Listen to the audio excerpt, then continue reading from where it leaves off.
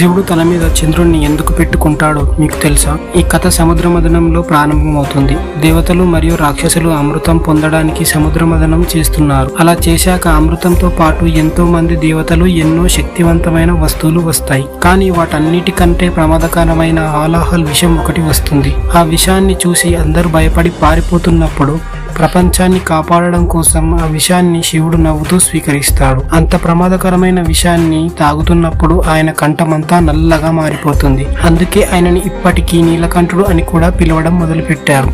ఆ విషం ఎంత ప్రమాదకరమైనదంటే సాక్షాత్తు శివుడు కూడా ఆ వేడిని తట్టుకోలేకపోతాడు. ఆయన శరీరం అంతా మంటల వేడిగా అయిపోతుంది. అయినా కూడా శివుడు నవ్వుతూనే ఉంటాడు. ఆ వేడిని చల్లార్చడానికి మొత్తం దేవతలందరూ అక్కడికి వస్తారు. అప్పుడు చంద్రదేవుడు ముందుకు వచ్చి, అయ్యా ప్రభు, నాకు మీ తల మీద ఉండడానికి చోటు ఇవ్వండి. నా నుండి వచ్చే చల్లదనం ఈ విశ్వం నుంచి వచ్చే వేడిని కూడా చల్లారుస్తుంది అని అంటాడు. శివుడు సరే చంద్ర అని చంద్రదేవుణ్ణి ఆయన తల మీద పెట్టుకుంటాడు. వెంటనే ఆయన శరీరం అంతా చల్లగా మారిపోతుంది. అయితే శివుని మెడలో ఉన్న పాము పేరు ఏంటో చెప్పండి చూద్దాం.